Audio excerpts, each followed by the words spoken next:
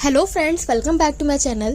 तो आज हम बायोफार्मास्यूटिक्स सब्जेक्ट में यूनिट 3 है आपका, उसका टॉपिक है rate constant, order of reaction. आज हम इसके बारे में स्टडी करेंगे। तो सबसे पहले जानिए रेट क्या होता है। तो रेट का मतलब होता है वेलोसिटी, उस मतलब कितनी वेलोसिटी से कोई भी रिएक्शन या कोई भी प्रोसेस हो रही है उसे बोलते हो रेट। किस रेट से, रेट मतलब किस वेलोसिटी, किस दर से रिएक्शन या प्रोसेस हो रही है उसको हम बोलते हैं रेट। तो अब अगर हम अपने ड्रग की बात करें तो ड्रग में हम आप देख रहे हो एक वर्ड यूज किया, order of reaction. Order of reaction का मतलब होता है कि किस मैनर में आपका ड्रग की कंसंट्रेशन रेट ऑफ रिएक्शन को इन्फ्लुएंस कर रही है, बढ़ा रही है या घटा रही है, प्रभावित कर रही है। किस मैनर में आपकी जो कंसंट्रेशन है ड्रग की वो रेट ऑफ रिएक्शन को क्या कर रही है, प्रभावित कर रही है, इन्फ्लुएंस कर रही है। इस चीज़ को आप क्या बोलते हो, order of reaction. Order of reaction, चलिए अब हम एक जनरल इक्वेशन मानते हैं कि हमने कंसिडर किया कि मान लो कोई एक ड्रग थी ए, ठीक, वो केमिकल रिएक्शन हुई तो वो ड्रग क्या बन गई, ड्रग बी बन गई। ड्रग बी मतलब वो प्रोडक्ट में बन गई। ड्रग ए क्या था, रिएक्टेंट था, ड्रग बी क्या है, प्रोडक्ट बन गई। अब इस इक्वेशन में आपकी जो फॉरवर्ड रिएक्शन होगी वो क्या होगी, फॉरवर्ड रिएक्शन में minus D A by D T. Minus rate मतलब क्या होता है, हमने क्या किया, minus D A by D T किया। क्यों किया, ये जो माइनस साइन आया वो ये बता रहा है कि जो ड्रग का कंसंट्रेशन है वो घट रहा है। तो क्या हुआ, अगर फॉरवर्ड की बात कर रहे हैं मतलब हम लेफ्ट से राइट चल रहे हैं तो उस केस में फॉरवर्ड रिएक्शन में ये देखा कि रेट क्या है, minus D A by D T.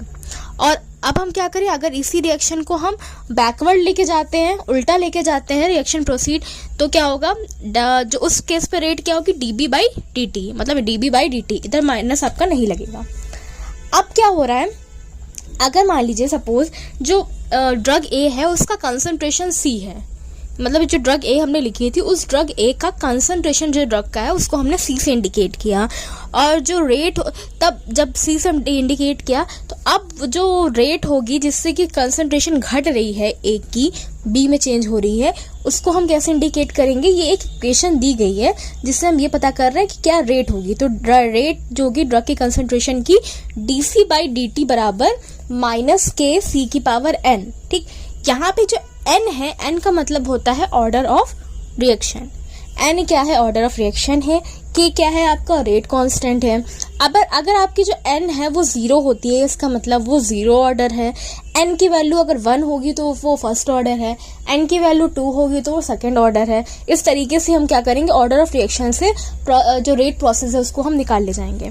तो ये तो जनरल इंट्रोडक्शन था कि रेट क्या है और रेट कांस्टेंट क्या है। अब हम इसके बाद बात करते हैं जीरो ऑर्डर काइनेटिक्स के बारे में। तो जीरो ऑर्डर काइनेटिक्स क्या है, इसका दूसरा नाम हम कांस्टेंट रेट प्रोसेस भी इसको बोलते हैं। ये एग्जाम में आता है कि अगर आपसे पूछा जाए कि जीरो ऑर्डर की काइनेटिक्स बताइए, तो जीरो ऑर्डर काइनेटिक्स का मतलब हो रहा है कि अभी पहली इक्वेशन में क्या बताया था कि एन की वैल्यू क्या होगी, 0 होगी, तब वो क्या है, जीरो ऑर्डर है। तो हमने क्या किया, बस यही जो पुरानी वाली इक्वेशन थी, D C by D T बराबर माइनस के सी की पावर एन, इसमें हमने सी की पावर एन थी, वहां पे अगर फर्स्ट जीरो ऑर्डर की बात करें तो सी की पावर 0 कर देंगे। और हम ये जानते हैं कि किसी की भी पावर अगर 0 होती है तो उसकी वैल्यू 1 होती है। तो हमने क्या किया, सी की पावर 0 कर दी, तो ये क्या हो गया, 1 हो गया। अब हमारे जो फाइनल इक्वेशन बनी वो क्या बनी, D C by D T बराबर माइनस के 0। ये आपकी इक्वेशन बन गई।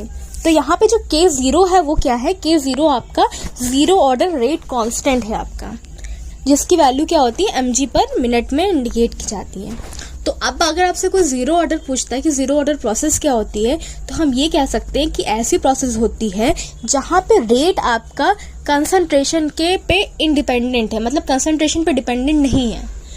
जीरो ऑर्डर प्रोसेस ऐसी प्रोसेस होती है जब आपका जो रेट होता है वो इंडिपेंडेंट होता है कॉन्सेंट्रेशन पे। भाई कंसंट्रेशन पे रेट कहाँ डिपेंड कर रहा है, आप देख लो इक्वेशन में सी की वैल्यू 0 हो गई थी, तो अब क्या हुआ आपका, ये जीरो ऑर्डर मतलब जो कॉन्सेंट्रेशन है वो इंडिपेंडेंट है आपकी रेट पे।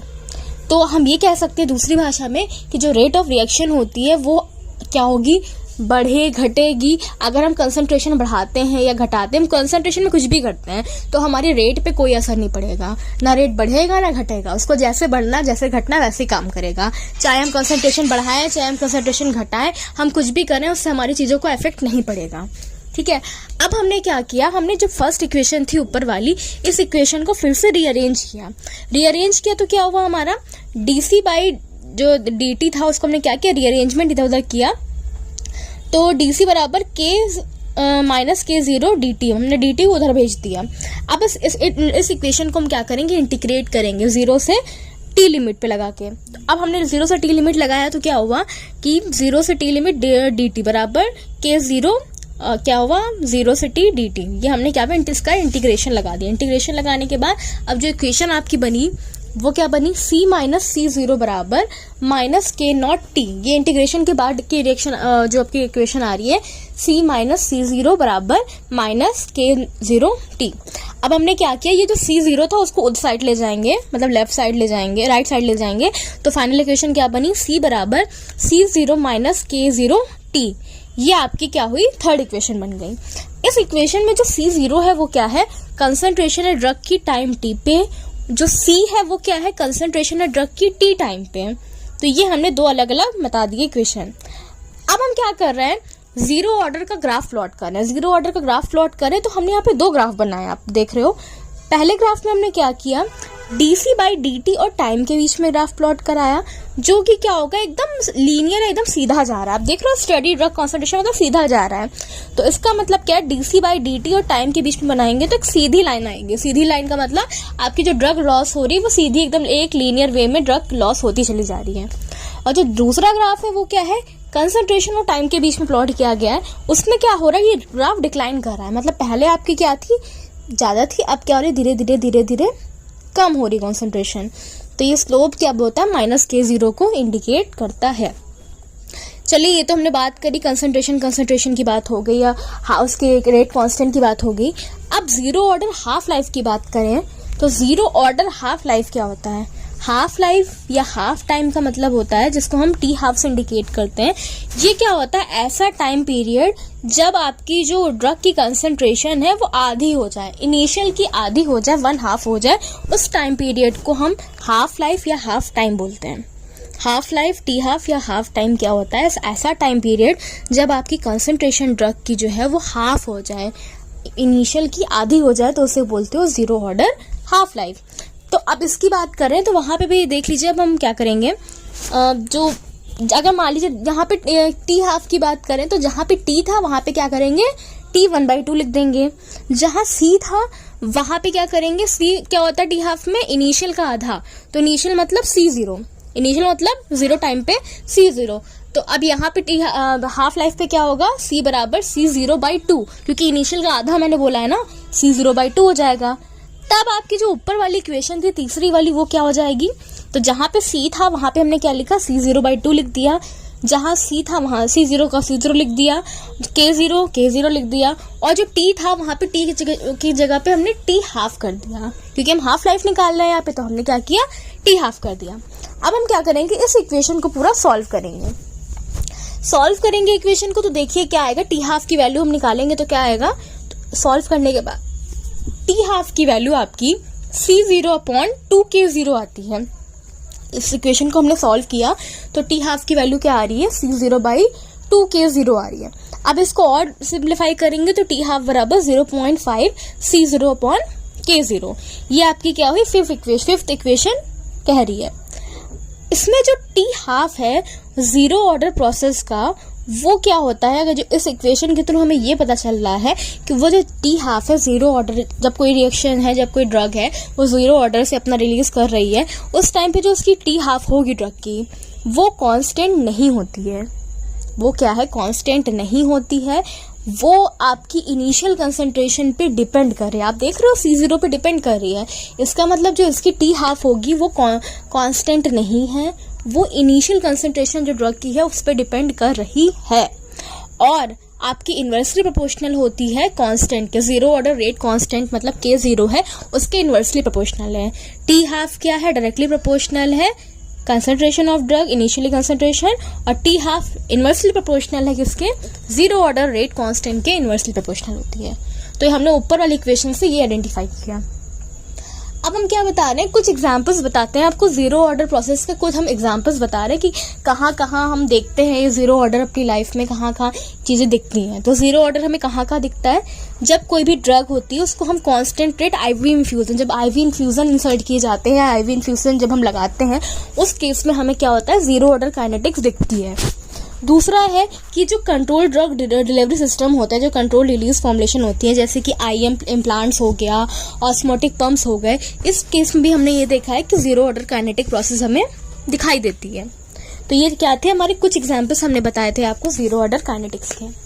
तो ये जितना था ये क्या था आपका जीरो ऑर्डर काइनेटिक्स के बारे में था। अब हम दूसरा बात करते हैं, जीरो के बाद नेक्स्ट है हमारा फर्स्ट ऑर्डर काइनेटिक्स के बारे में। तो इसको हम फर्स्ट ऑर्डर काइनेटिक्स को हम लीनियर काइनेटिक्स भी बोलते हैं। जैसे जीरो ऑर्डर का नाम आपका था ना कांस्टेंट रेट प्रोसेस, वैसे फर्स्ट ऑर्डर का क्या नाम है, लीनियर काइनेटिक्स बोलते हैं इसको।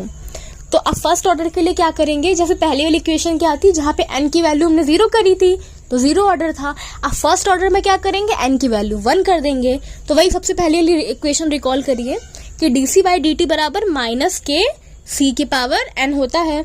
तो फर्स्ट ऑर्डर है तो n की c की पावर 1 हो जाएगी भाई। अब क्या होगा, किसी की भी पावर अगर 1 होती है तो वो वैल्यू वही रहती है। तो इसकी इक्वेशन क्या बनेगी भाई, dc/dt बराबर माइनस के c। ये आपकी क्या है, फर्स्ट ऑर्डर की रिएक्शन बन गई, मतलब इक्वेशन बन गई। यहाँ पे जो k होता है वो आपका फर्स्ट ऑर्डर का रेट कांस्टेंट है भाई। तो अब इस इक्वेशन से हमको क्या पता चल रहा है, हमें ये पता चल रहा है कि जो फर्स्ट ऑर्डर की प्रोसेस होती है या जो फर्स्ट ऑर्डर काइनेटिक्स होती है, वहाँ पे रेट आपका डायरेक्टली प्रोपोर्शनल होता है कंसंट्रेशन ऑफ ड्रग के। मतलब ड्रग की कंसंट्रेशन बढ़ेगी तो रेट आपका बढ़ेगा, ड्रग की कंसंट्रेशन घटेगी तो रेट घटेगा। ये क्या है, डायरेक्टली प्रोपोर्शनल है आपका, ड्रग की कंसंट्रेशन और रेट क्या है, डायरेक्टली प्रोपोर्शनल है। ठीक है, अंडर गोइंग रिएक्शन, अब जो भी रिएक्शन चल रही है, जितना ज़्यादा कंसंट्रेशन उतनी ज़्यादा रेट। अब हमने क्या किया है, ग्राफ प्लॉट किया है। ग्राफ किसके बीच में, dc/dt और कंसंट्रेशन के बीच में हम क्या कर रहे हैं, ग्राफ प्लॉट कर रहे हैं। तो हमने क्या देखा कि dc/dt और कंसंट्रेशन के बीच में ग्राफ जो होगा वो एक स्लोप जा रहा है, मतलब डिक्लाइन कर रहा है ऊपर से नीचे ग्राफ। तो ये क्या है, जो ग्राफ आपका है वो फर्स्ट ऑर्डर रिएक्शन को शो कर रहा है। ये जो ग्राफ है dc/dt और कंसंट्रेशन का, वो आपका फर्स्ट ऑर्डर काइनेटिक्स को शो करता है। अब इसके आगे हम देखेंगे तो ये जो ऊपर वाली इक्वेशन थी फर्स्ट ऑर्डर की dc/dt बराबर माइनस के सी, इस इक्वेशन को हम रीअरेंज करेंगे, मतलब इधर उधर करेंगे। तो हमने क्या किया, dc/c कर दिया बराबर माइनस के dt को उधर पहुंचा दिया, जो अभी बन गया dc/c बराबर माइनस के dt। इस इक्वेशन को हम क्या करेंगे, इंटीग्रेशन करेंगे। इंटीग्रेशन करेंगे तो क्या आएगा, ये ऊपर वाली सेकंड इक्वेशन जो है इसी का हमने इंटीग्रेशन किया। इंटीग्रेशन में क्या आया, ln c minus ln c0 बराबर माइनस के टी। ये आपकी क्या हुई, इंटीग्रेशन। अब हमने क्या किया, c0 को उधर पहुंचा दिया, ln c बराबर ln c0 माइनस के टी। ये हमने इंटीग्रेशन के थर्ड इक्वेशन बना दी। अब ये जो ऊपर वाली इक्वेशन है थर्ड इक्वेशन, इस थर्ड इक्वेशन को हम एक्सपोनेंशियल फॉर्म में लेकर आएंगे, मतलब e की पावर में लेकर आएंगे। तब क्या होगा, c बराबर c0 e की पावर माइनस के टी। ये आपकी क्या हुई, थर्ड इक्वेशन बनी। क्या बनी, c बराबर c0 e की पावर माइनस के टी। ये इक्वेशन बन गई। अब हम ये जानते हैं कि हमें सबको पता है कि ln की वैल्यू क्या होती है। ln को अगर हम लॉग फॉर्म में लाते हैं तो ln बराबर 2.303 लॉग, ये हमें पहले से पता है। अब हम क्या करेंगे, ये जो ऊपर थर्ड वाली इक्वेशन थी ln c बराबर ln c0 याली, इसी में ln को अब हम हटा के लॉग टर्म में लेकर आ रहे हैं। तो जहाँ पे ln था वहाँ पे हम लॉग लाएंगे। तो हमने क्या किया, ln को भगा के लॉग c बराबर लॉग c0 माइनस के टी अपॉन 2.303, हमने बताया था 2.303 ऐड हो जाता है, तो बस वही किया, ln को हटा के लॉग लाए और यहाँ पे क्या हुआ, डिवाइडेड बाय 2.303। ये आपकी जो है ये फाइनल इक्वेशन 4 इक्वेशन बन गई। ये जो इक्वेशन बनी ये क्या बनी, 4 इक्वेशन। अब इसको और सिंप्लीफाई करो, मतलब डिवाइड कर दोगे तो लॉग c बराबर लॉग c0 माइनस 0.434 के टी, ये इक्वेशन बन गई। तो ये जो है आपकी ऊपर वाली लॉग c बराबर लॉग c0 माइनस के टी अपॉन 2.303, ये आपकी फर्स्ट ऑर्डर काइनेटिक्स की रिएक्शन है, या कह सकते हो इक्वेशन है। ठीक है, चलिए इतना तो हो गया। अब इसके बाद क्या करना, हमको एक ग्राफ बनाना है। इस इक्वेशन 4 को देख के हमें ग्राफ बनाएंगे हम। तो ग्राफ में हमें क्या दिखेगा कि हम एक सीधी लाइन दिखेगी। हम एक दो चीज़ों के बीच में ग्राफ प्लॉट कर रहे हैं। हम क्या कर रहे हैं, लॉग c और टाइम के बीच में ग्राफ प्लॉट करेंगे। हमने क्या किया, log c, जो log c है यहाँ पे, उस log c0 log c के बीच में, और हमने क्या किया, टाइम के बीच में ग्राफ बनाया। log c टाइम के बीच में ग्राफ बनाएंगे तो हमने ये देखा कि स्ट्रेट लाइन बन रही है, और जो स्ट्रेट लाइन है उसका कर्व, उसका जो स्लोप है वो आपका क्या कर रहा है, -k/2.303 शो कर रहा है। आप देखो, आप देख सकते हो उसमें इक्वेशन में, तो आप इक्वेशन में ये देख रहे हो कि इधर वाला ग्राफ, बाद वाला ग्राफ देखिए तो उसमें क्या है, log c और टाइम के बीच में ग्राफ बना, तो एक क्या हो रहा है, सीधी लाइन आ रही है, देख रहे हैं आप, नीचे जा रही है।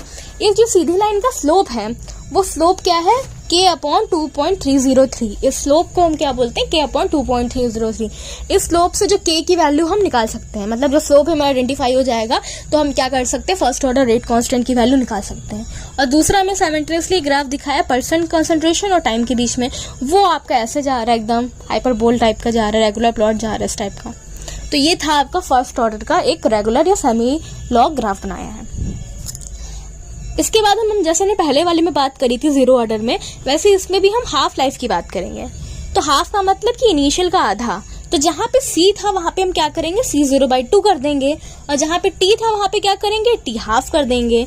तो अब हमने ये क्या किया, ये जो पहली फोर्थ इक्वेशन थी ना, लास्ट वाली जो हमारी आई थी, वही वाली log c बराबर log c0 - kt/2.303, इस इक्वेशन को सिंप्लीफाई करेंगे। जहाँ पे c था वहाँ पे c0/2, और जहाँ t है वहाँ t हाफ कर करके पूरा सिंप्लीफाई करके हमें टी हाफ की वैल्यू क्या मिलेगी, टी हाफ बराबर 0.693/k। ये हमें टी हाफ की वैल्यू मिलेगी 0.693/k। तो ये क्या हुआ, अब इस हाफ लाइफ से हमें क्या पता चल रहा है कि जो फर्स्ट ऑर्डर प्रोसेस होती है उसमें जो हाफ लाइफ होती है वो कांस्टेंट होती है, और वो इनिशियल कंसंट्रेशन पे डिपेंड नहीं करती है, या ये कह सकते हो इंडिपेंडेंट होती है इनिशियल कंसंट्रेशन पे। हमने ये बोला कि जो फर्स्ट ऑर्डर की जो हाफ लाइफ होती है वो क्या होती है, कांस्टेंट होती है, और वो आपकी इनिशियल कंसंट्रेशन ऑफ ड्रग पे क्या होती है, इंडिपेंडेंट होती है, डिपेंड नहीं करती है। आप बढ़ाइए घटाइए कुछ भी करिए, लेकिन आपका क्या होगा, rate of reaction half life पे कोई भी इफेक्ट नहीं आएगा। ये था हमारा फर्स्ट ऑर्डर काइनेटिक प्रोसेस। तो फ्रेंड्स आज के लिए इतना ही। अगर आपको ये वीडियो अच्छी लगी है तो उसे लाइक करिए, अपने फ्रेंड्स के साथ शेयर करिएगा। तब तक के लिए keep learning, keep listening. Thank you.